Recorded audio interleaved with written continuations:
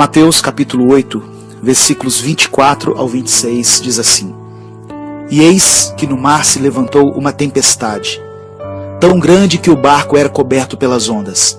Ele, porém, estava dormindo. E os seus discípulos, aproximando-se, o despertaram, dizendo: Senhor, salva-nos, que perecemos. E ele disse-lhes: Por que temeis, homens de pouca fé? Então, levantando-se, repreendeu os ventos e o mar, e seguiu-se uma grande bonança. Muitas vezes Deus permite que passemos pelas tempestades em nossa vida. Mas saiba que em tudo Deus tem um propósito. Nada acontece por acaso. Quando Jesus está no nosso barco, nós podemos passar pelas tempestades com confiança. Ele não vai permitir que naufraguemos. E Deus usa as tempestades para nos ensinar algumas lições. As tempestades acontecem para que nós aprendamos a depender de Deus.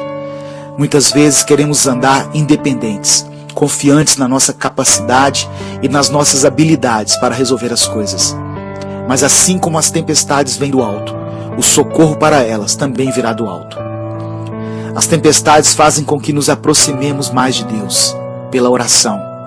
Os discípulos clamaram a Jesus quando perceberam que corriam risco de morte. O ser humano busca a Deus com mais intensidade quando passa por grandes adversidades e principalmente quando se vê cercado pela morte. As tempestades nos ensinam que precisamos ter fé para vermos o milagre acontecer na nossa vida. Mesmo tendo visto Jesus fazer tantas coisas maravilhosas, os discípulos ainda não tinham fé suficiente para confiar nele. Mas depois daquela experiência, eles entenderam que aquele era realmente o Filho de Deus, a quem até o mar e o vento se submetiam. As tempestades, elas também nos mostram que não existem problemas tão grandes que Deus não possa solucionar. Por pior que seja a tempestade que chegou até você e sua casa, Deus é poderoso para acalmar o mar e os ventos e fazer com que tudo volte ao normal. Deus permite as tempestades, porque depois delas seguirão tempos de bonança. Eu não sei que tipo de problemas você tem enfrentado em sua vida, quais são as tempestades que têm te atemorizado. Não importa se seus problemas estejam ligados ao seu casamento, à sua vida sentimental, suas finanças, ou se o inimigo se levantou para destruir a sua família. Se são enfermidades, não importa. Deus pode trazer tempos de bonança outra vez sobre a sua casa. Tenha fé. Eu quero orar por você. Senhor, eu quero levantar a minha voz por aqueles que têm enfrentado tempos difíceis, pelos irmãos que passam pelas tempestades da vida e que se sentem desprotegidos em meio a tanta fúria dos mares e dos ventos.